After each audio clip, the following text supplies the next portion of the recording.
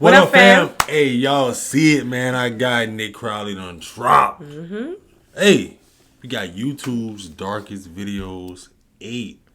You know how these darkest videos be, man. I love them. Me too. I love them to be. If you new to this, check it out with us, man. Kick back, grab your snacks, man. You gonna love it too. Let's get into it.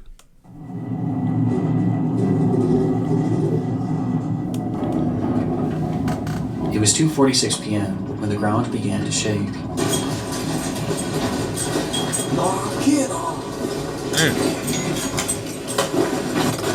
Oh, damn. For residents of Anagawa, Japan, earthquakes were nothing new, but this one was different.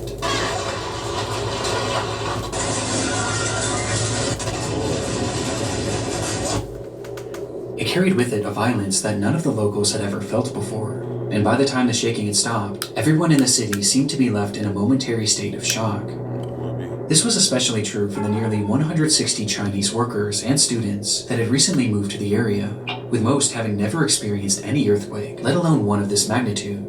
Of these workers were a tight-knit group of 20 women, who had recently been hired as trainees at a company called Sato Susan, a company that sold fresh seafood. And having been at work at the time of the quake, they frantically ran out of the building and stood in the street desperately trying to figure out what to do next, unaware of the fact that the real horrors were still yet to come.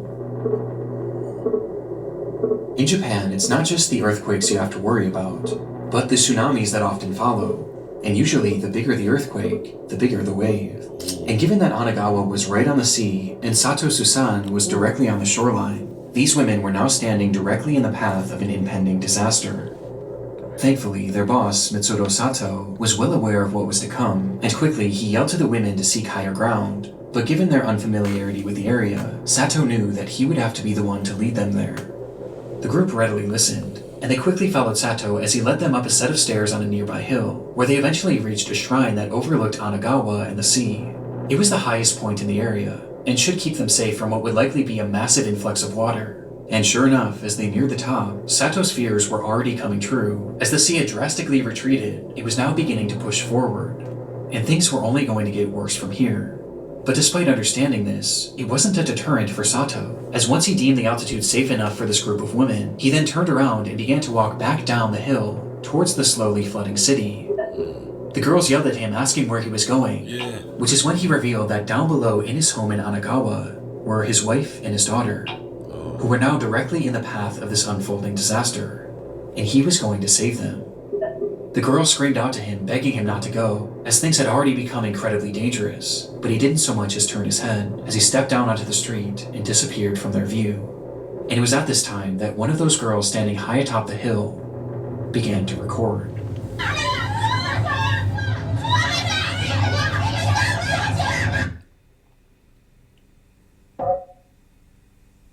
That looks. Yeah.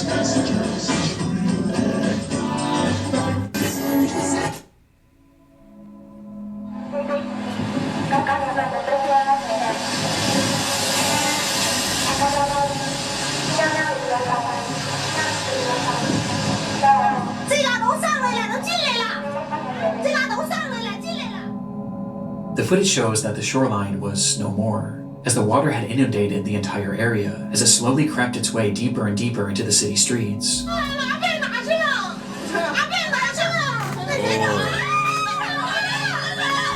The women were understandably in a panic, trying to make sense of this ordeal that they were now given a front row seat to.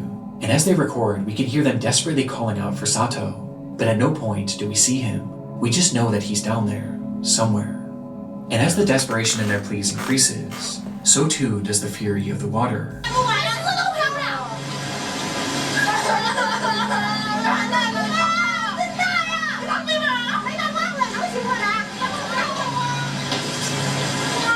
Man, that water pulling in.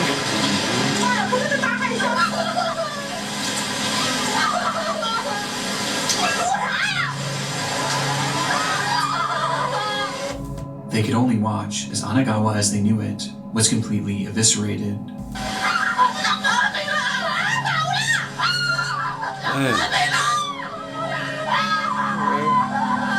He not got washed away. He gone, bro.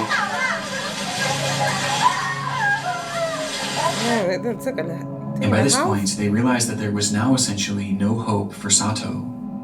It was at this time that the women realized that despite already being at a considerable height, it still might not be enough, and so they ran even higher up the hill, desperately trying to get out of the path of this water.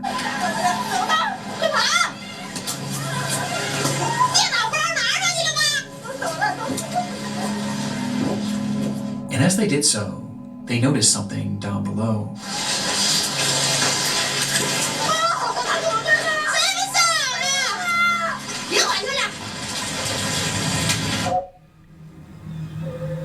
Standing on a rooftop in the middle of this massive tsunami was Mitsudo Sato. The building that he stood on was once a full 2 stories off the ground, but was now just a few inches above the surface of the water. Oh my god.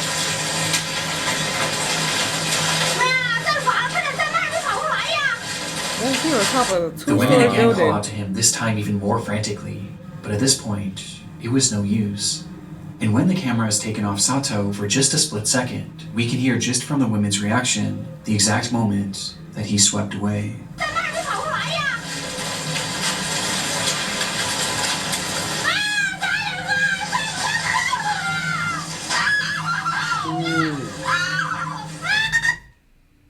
The recording stops shortly after and restarts minutes later, revealing that the streets where the women had been standing just moments before were now fully underwater, and the buildings that once stood around them were now reduced to nothingness. In front of them was a sea of death, and had Mitsudo Sato not led them up that hill, then all of these women would have certainly been a part of it. The date was March 11th, 2011, a day where Japan had been hit by its most devastating earthquake ever, with it ringing in at a magnitude 9.0, which in turn caused the nation's worst ever tsunami, as that day, 19,759 people would lose their lives. With Mitsudo Sato being one of them. But against all odds, his wife and daughter were not part of that death toll, as it's been reported that they were later found alive and unharmed. The devastation that occurred that day is incomprehensible, and all the footage of this disaster could warrant a place in this video, especially the footage of Anagawa, as you can see what it looked like before, during, and after.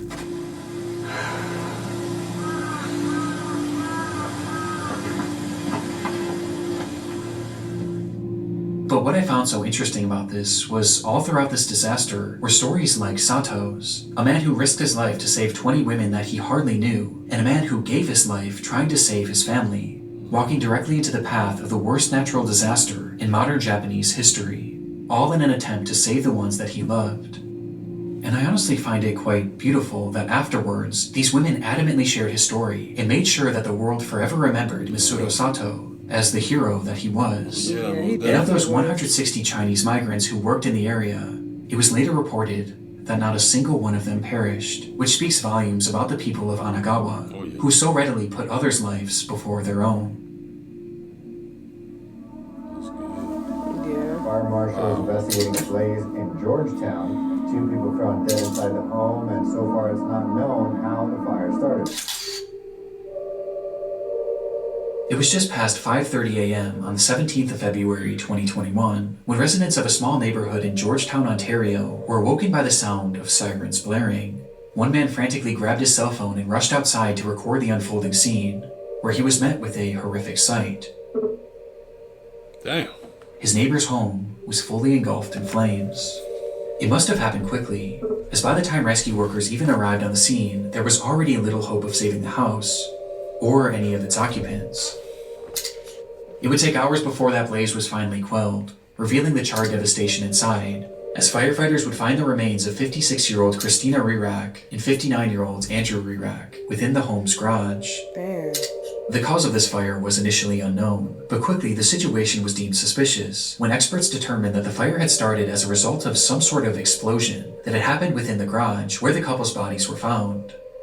This was later confirmed by security footage obtained from a neighbor who lived across the street, capturing the moments when it suddenly ignited around 5:27 a.m.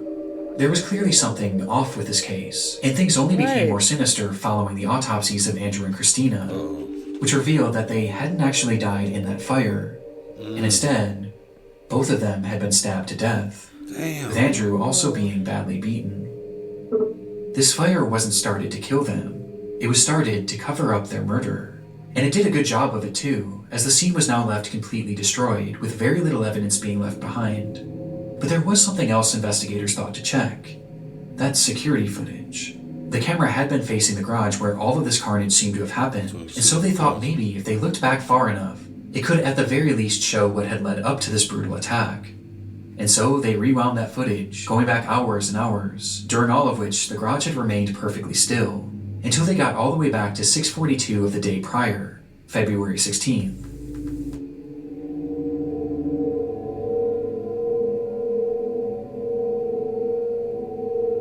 See them cameras everywhere.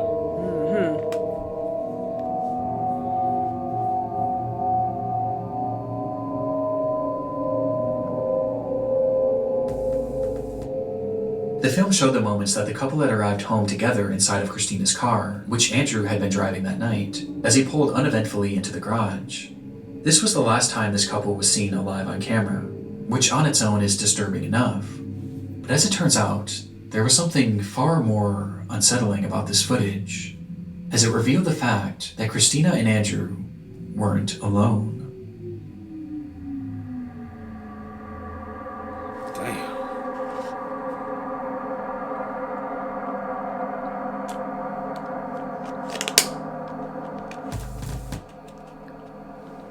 Oh, somebody Right come. there creeping in.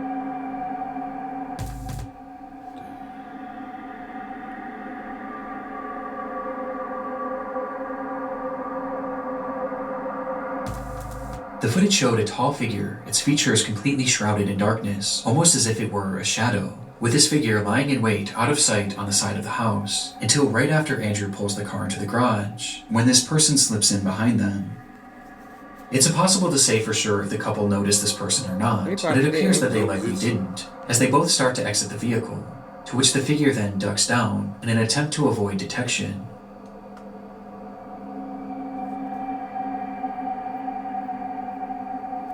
Until the garage door begins to slowly close. Either Christina or Andrew would make it out of that garage alive, as just seconds after this footage, they both would be brutally murdered by this unidentified person. The footage is terrifying and speaks to that innate fear in most of us, the fear of being followed, of being watched, and attacked in the moments where we least expect it. Right. It's paranoia-inducing, and made even more off-putting by the fact that this clearly seemed to be premeditated. Right. Whoever this was knew their schedule and had been waiting for them to arrive home, in a place where they knew they wouldn't be seen. But by this point, their motivation was as unknown as their identity. Following the discovery of this footage, bits and pieces were released to the press in order to get the public's help in identifying this unknown assailant. It represented a rare instance of a killer being clearly caught on camera right before committing a crime, but that's also what made this case so frustrating, as despite the video capturing this person, none of their features were discernible at all. Unsurprisingly, the footage didn't bring in any relevant leads, but it at the very least showed investigators that whoever this person was knew the couple, due to its obvious premeditation. Though when looking into both Andrew and Christina, it was clear that neither of them really had any enemies in their life, with the exception of one. Harrison Brown was a 27-year-old employee at a company called Rogue Transportations, of which Christina happened to be the vice president of operations, and during his time there, Harrison was known to be abrasive and combative, with Christina often having to be the one to reprimand him, leading to Harrison resenting her. It isn't clear how police were tipped off about this strained working relationship, but they had somehow grown suspicious enough of Harrison to pay his home a visit, and what they found inside showed that this resentment he had towards Christina had actually morphed into a twisted obsession. Inside, police found satellite images of the Rerack's home, along with the software on the man's computer and cell phone that showed that on the 12th of February, he had secretly attached a tracking device to Christina's car. And he had been tracking her movements for days, which is precisely how he knew when she would be arriving home. And as if this revelation wasn't damning enough, they would also find a broken knife in his garage that contained trace amounts of Christina's blood. It was obvious what Harrison had done, and when confronted with this evidence, there was nothing more he could say other than the truth. So he admitted he had grown a hatred for Christina because of the way that she had treated him at work, and he decided that he needed to get his revenge. That's when he purchased this tracking device and began obsessing over her movements, studying them before... That's just how crazy people are out here, man. And they getting real crazy with them tracking devices. You don't even know if they're on your car. You wouldn't even know if they're in your car for real. That's scary. That's real scary. Like, wow. And that's somebody that she know from work. From work. That's why I say somebody with business or something. Like, what had it? He had to have been somebody that Damn. know. Senseless. revenge. That's when he purchased this tracking device and began obsessing over her movements, studying them before finding the perfect time and place to strike. And on February 16th, he waited outside the Rearx home and snuck into their garage before attacking and killing them both. After the assault, Harrison would leave the home, where he began to grow paranoid about being caught, and so he returned to the house the very next morning to start that fire, with the hopes being that the blaze would cover up his tracks. Though thankfully, this didn't work, and after pleading guilty to 2 counts of first-degree murder and 1 count of arson, Harrison Brown would be sentenced to life in prison. Good. Boy, That's that's a fear right there. I got an unresponsive team. I got a man on the car.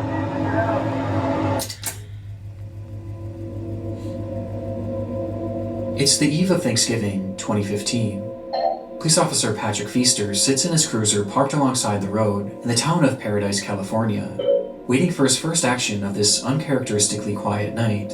His car was facing the direction of a well-known local cantina, which patrons were known to drive away from under the influence. And sure enough, as the clock approached midnight, the calmness around Feaster would be shattered by the sight of a car speeding out of the restaurant's parking lot.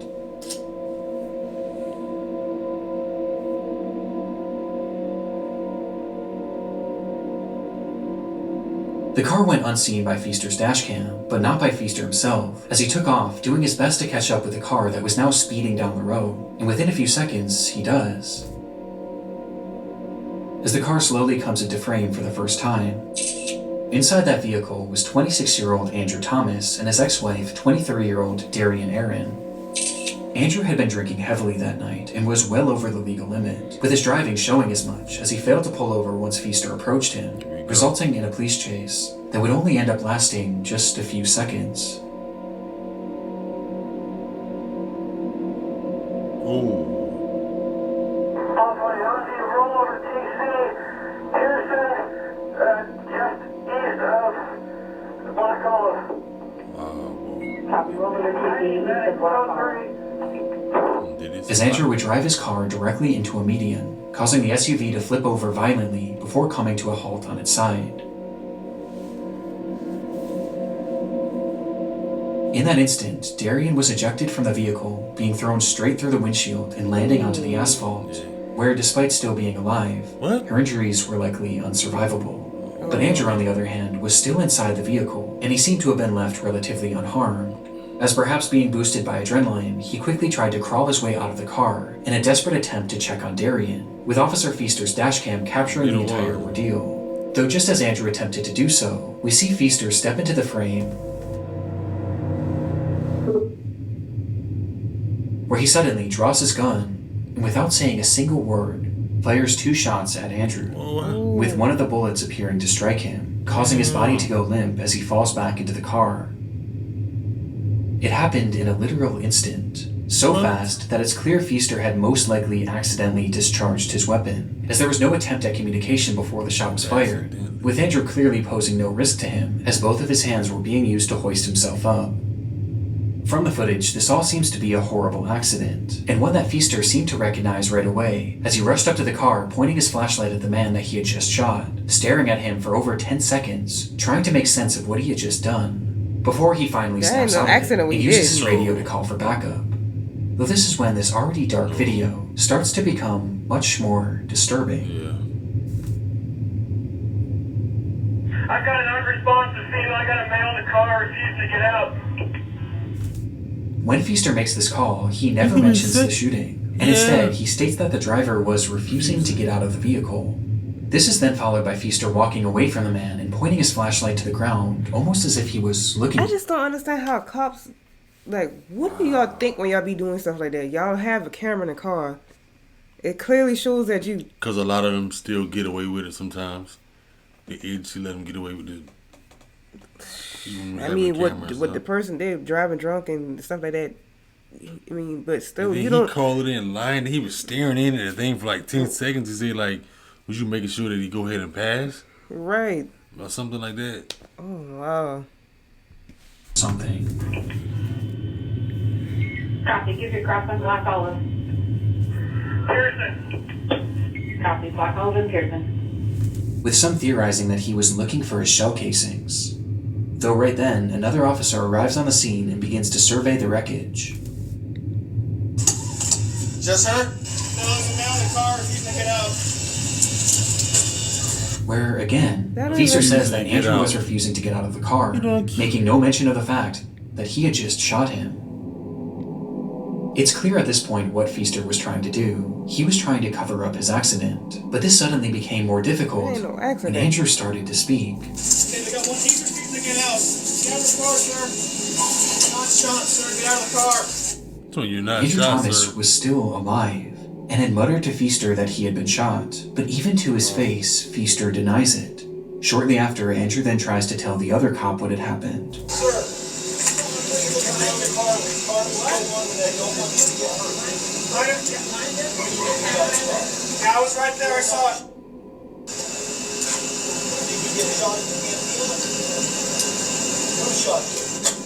The cop did not shoot you. How you gonna tell him But that? understandably, this Right. other cop wasn't believing him, as surely Feaster would have said something at this point. And so, the minutes start to pass. And after 5 full minutes, Feaster continues processing the scene like nothing had happened, with the other officer being left to theorize that Andrew must have been seriously injured and was likely in a state of shock, which is why he was making all of these strange claims about being shot. He may be hurt in there. Yeah, I know he is. He's in shock at the very least. From here, the footage cuts, and we're only left with the audio from that same officer's body cam, as he attempts to get more information from Andrew. Sir, I need you to talk to me so I know you're okay. Sir, take a look at me. Oh, man. Did you bump your head? But by this point, he had gone completely silent. Boy.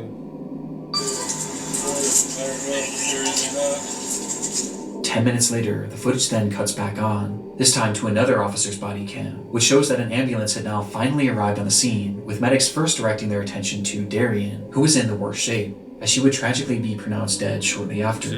But despite all of these first responders on the scene, none of them had any idea that the man inside that vehicle had just been shot, and shot by one of their colleagues. And in these moments, Andrew was slowly losing his life as each minute passed.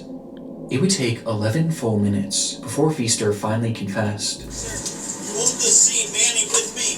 We're going over to the cantina to find out this guy.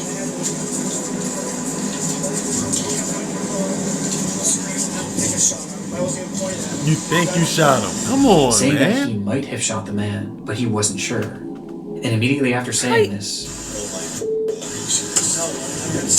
How do you the recording is not stopped, know? and the footage comes to an end. Sure enough, in that moment, Officer Patrick Feaster had in fact shot Andrew Thomas, with a bullet striking him directly in the neck. And the Ooh. reason why he wasn't getting out of his vehicle was because that gunshot had left him fully paralyzed from the neck down. Damn. His condition was awful, and made worse by the length of time that it took for him to receive proper treatment. And despite fighting for weeks, Andrew Thomas would lose his life less than 1 month later due to that gunshot wound. Afterwards, Feaster admitted that he did fire his gun, but claimed that in the moment he wasn't actually sure if he had hit Andrew. But many found this hard to believe, as his gun clearly goes off while he's pointing it at Andrew, and he Right. clearly gets a good view of him immediately after the fact. Not to mention the fact that Andrew literally told him over and over again that he was shot. But for many, by far the most incriminating moment was when Feaster appeared to be looking for his shell casings. And because of his actions, Officer Patrick Feaster would be found guilty of manslaughter and receive a prison sentence of 180 days. Huh? A decision that was heavily contested but ultimately upheld. And while no one is defending Andrew Thomas's decision to drink and drive that night, Feaster's use of deadly force and his blatant attempt at covering it up make this footage harrowing nonetheless. See, that's how I say some of them agencies and cities and stuff, boy, how they... There are many who believe that officers should do this without being able to show the full footage. So you're looking up the case for yourself and drawing your own conclusion. So you boy take up. That's wrong though. I mean, yeah, the person was drinking. Yeah, Andrew was drinking. I don't think the person, his name's Andrew. Yeah, you be drinking and driving or whatever like that. But damn, that still don't give you a reason to take a gun and hit him like that. Like, oh, wow. dang. You done get 180 days. And then lied about it. So they took over. For real, bro. I don't got no problem with giving back. Boy. I'm the only one out there with a show that's actually giving back. You feel me? And I got proof to show it. It's May 2013. 23-year-old Quamaine Wilson arrives at his local bank in Chicago, Illinois, to deposit $20,000 cash, which he planned on giving out to groups of his most adoring fans. Man, about to go get this $1,000 out for the fans, man. Really, I'm gonna take out $20,000, man. Just to show people, you feel me? I'm on a whole different level with this. To this point, Quamaine had carved out a respectable following on his YouTube channel, where he acted in a series called The Nick Story. I'm gonna worry out your mouth and that's your last, that's your life. I'm gonna take it myself and put it in my graveyard with the rest of them. Along with posting music he made under the name Young QC.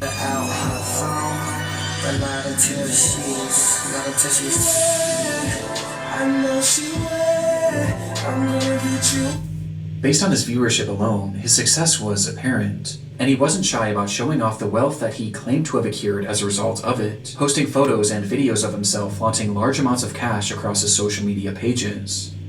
But this video was by far his most boastful yet, as he would take that $20,000 and throw it into the air for all of his fans to fight over.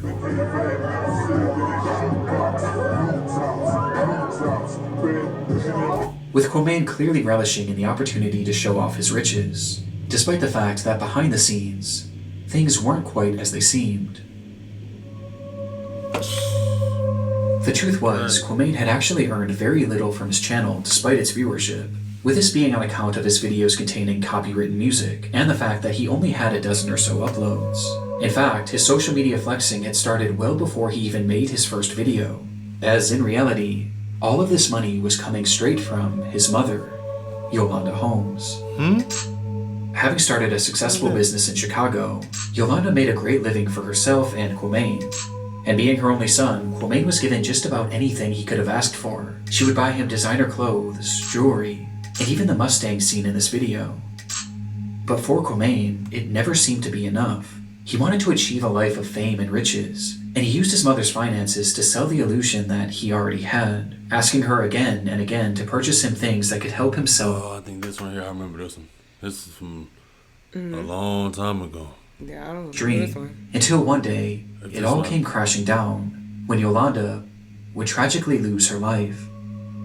Just like that, Quamaine's entire support system had fallen out beneath his feet, leaving him without his mother and without the provider who was funding his entire life.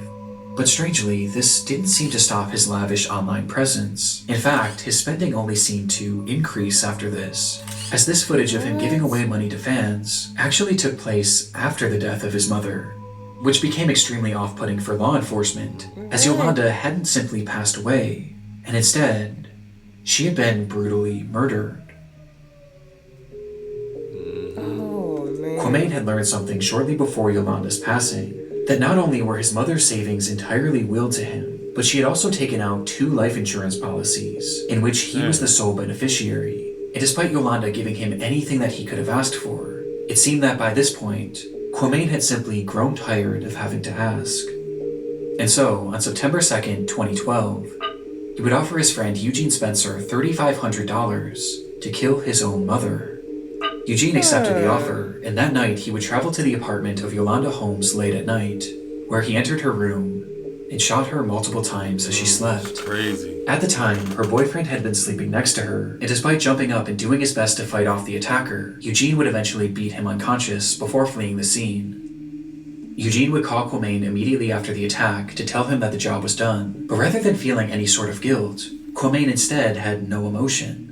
And he simply stated, Man, he said the whole thing. That's why I remember seeing this one. And he was talking about that's crazy. He did it to his own mother just for trying to keep up a fake image and all this and that. Like he's. And she was giving you everything you were doing, and you was the only child, and you still didn't. Like you still didn't. That still didn't fulfill your needs. Like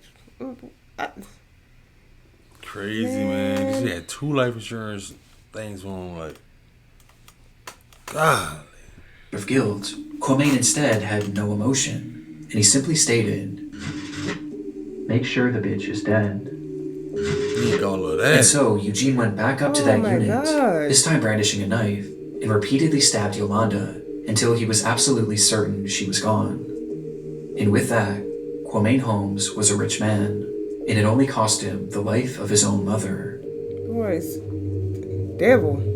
For a moment, the crime had worked perfectly. The police were left with no concrete leads as to who might have killed Yolanda, and the public largely believed that it was her boyfriend, whom Eugene had knocked unconscious. But no one even thought to look at Kwame. And recognizing that he was in the clear, his behavior grew brazen almost immediately. Kwame Wilson lost his mother to gun violence on November 14th. My mother, she's a neighborhood woman.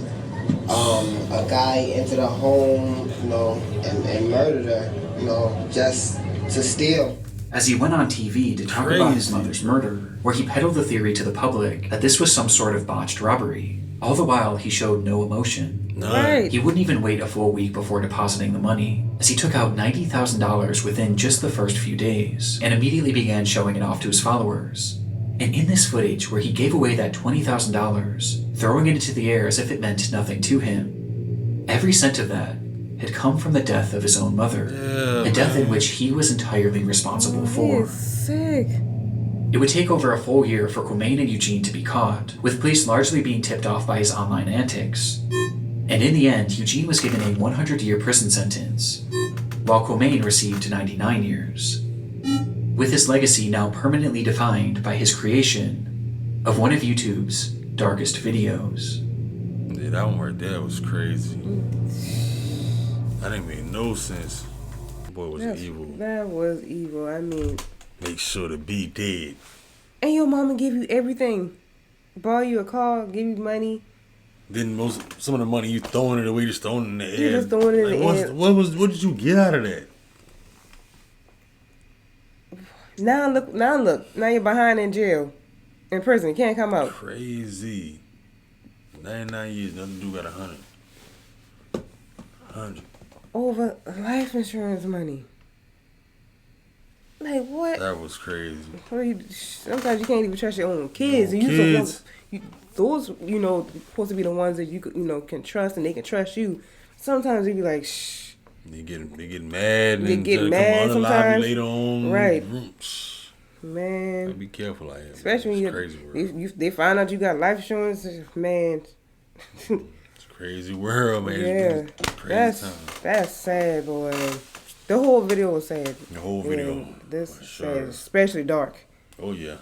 Shout out to Big Nick Crowley, man. Make sure y'all check out his channel if you haven't already. Make sure y'all check out the rest of the content as well, man. Yes. We appreciate y'all a whole lot. We'll catch you on this video. Catch y'all next one.